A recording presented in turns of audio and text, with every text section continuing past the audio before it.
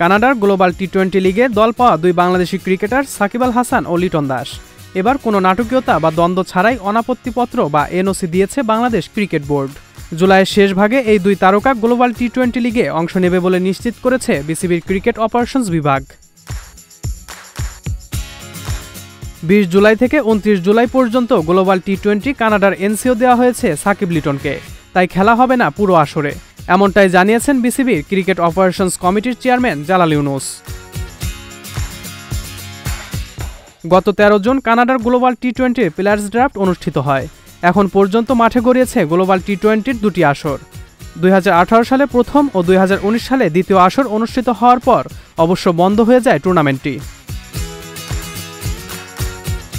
করোনার কারণে 2020 সালে তৃতীয় আসর নির্ধারিত সময়ে অনুষ্ঠিত হয়নি।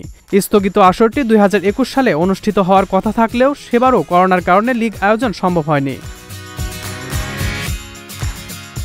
স্থগিত আসরটি 2021 সালে অনুষ্ঠিত হওয়ার কথা থাকলেও সেবারও করোনার কারণে লিগ আয়োজন সম্ভব হয়নি। গত মাসে ক্রিকেট কানাডা তৃতীয় সংস্করণ আয়োজনের ঘোষণা দেয়।